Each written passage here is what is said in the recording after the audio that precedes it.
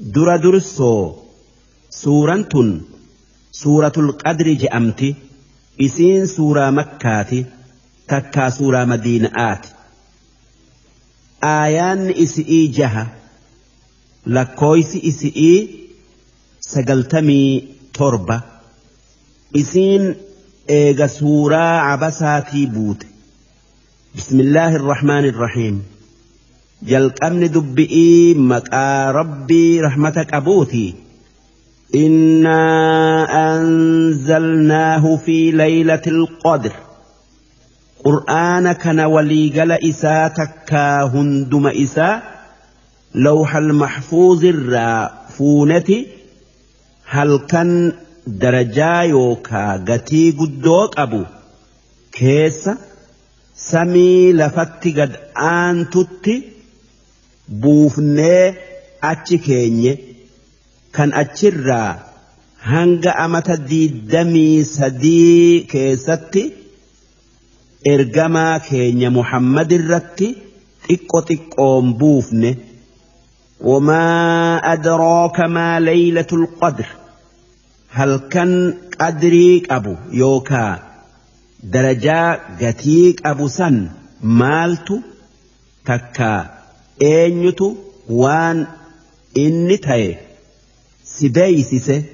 yaa ergamaa kiyya Muhammad namni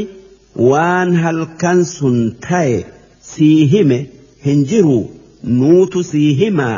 hunoo dhagay laylatul qadri khayrun min 1000 shahr halkan qadrii kan qur'aanni isa keessa buufame halkan baatii 1,000 caalu akkana jechuun dalagaa gaarii takkittii halkan qadriisan keessa dalagantu salaata tayuu sadaqaa tayuu waan biraa tayuu dalagaa gaarii baatii 1,000 keessa dalaganirra sawaaba caalaa qaba jechuu tanazzalul malaa'ika halkan qadriisan ملائكا سميدا جرى لفا بوتي والروح فيها كان أكسما جبريل إفرا إسات وجبؤ روح جتشون جبريلي بإذن ربهم ملائكون سمئي بؤون أجج ربي إسانتيني إسات بؤاج أجج من كل أمر والربين مره تكا حكمه رزقي تيو وانبرا تيو حكمي تكا فردي هل كان أدري كنرا هنگ أمتا أفت ديمت تن ور لفت مرمتين ور لفر كان اتمرمتر أمري ربي سنقود أوف ملائكا سمئي بوتي سلام هي حتى مطلع الفجر هل كنسن هل كان نجيات كان خيري ملي شرين إسا كيسهن جر تكا إسا كيستهن أرقمن هل كان سلام تآتي كم ملائكا سمئي بوت هندي نما مؤمن الرت سلامت ملئ برهن دبر دوب ربين هل كنسن كيس